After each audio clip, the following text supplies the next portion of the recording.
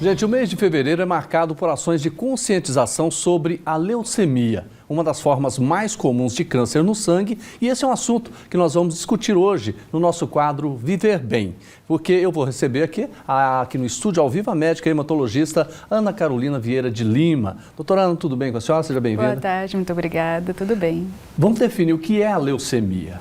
A leucemia é um câncer do sangue. Então, quando as células do sangue, as células passam a se multiplicar de forma desordenada e passam a invadir tecidos e perdem a função original que elas tinham. E isso caracteriza a leucemia. E quais são os sintomas? Os principais sintomas são os sintomas relacionados à anemia. Então, fraqueza, indisposição, falta de ar, não consegue mais tolerar exercícios ou atividades que tolerava até pouco tempo, manchas no corpo relacionadas à baixa de plaquetas, então aparecem grandes hematomas, espontâneos, sem a pessoa ter batido ou ter se machucado, infecções. Isso aparece assim de uma hora para outra ou ele vai tendo uma sequência lenta? Como é que é? Existem várias formas de leucemia. Existem as leucemias agudas e as leucemias crônicas. Nesse mês, a gente faz a conscientização das leucemias agudas. Aguda quer dizer de surgimento muito recente, nos últimos 3 meses. Então, nesse caso, nós estamos falando de leucemias que apareceram muito recentemente. E como é que funciona essa conscientização? Número 1, a gente precisa conscientizar as pessoas de que quando aparecem sintomas relacionados à anemia, manchas no corpo inexplicadas, fadiga, perda de peso, infecções, elas precisam procurar o médico e os médicos precisam estar atentos às alterações do hemograma, né? Então, 2 ou mais alterações do hemograma sempre chama a atenção para alguma doença hematológica e esse paciente tem que ser visto por um hematologista. E nesse caso, doutora, é quando a pessoa tem o diagnóstico da leucemia, é um susto, né? Susto. Porque é uma doença muito pesada. Qual é o tratamento? De que forma as pessoas podem realmente conseguir a cura da leucemia? Hoje a gente tem vários tipos de tratamento, a gente tem avançado bastante, é por isso que a gente faz essa conscientização. Então, o tratamento clássico da leucemia a gente ainda usa em muitas situações, é com quimioterapia tradicional. Mas a gente já tem outras formas de tratamento, com imunoterapia, terapia-alvo, que nos auxiliam bastante, né? Muitas vezes o paciente precisa de transplante de medula óssea, mas nem todas as vezes. Agora, para fazer o transplante, é importante também que outras pessoas ajudem com a doação, não é isso? Exatamente. Como é que funciona? Para ser um doador de medula óssea, a pessoa precisa se direcionar ao hemocentro.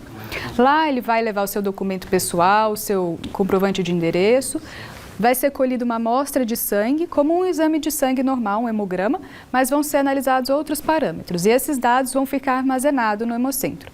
Quando surgir alguém que é compatível e que precisa, o hemocentro vai ligar e vai perguntar: o senhor ainda está disponível, ainda deseja doar, está em boas condições de saúde? E a pessoa vai ser convocada para uma nova avaliação. A gente percebe que ainda tem gente que tem receio quando fala, vamos fazer a doação de medula, que elas imaginam que seja outra forma de coleta, não é isso? As pessoas têm muito medo ainda? Isso que eu expliquei é o cadastro, né? Então, para o cadastro são 10 ml só de sangue.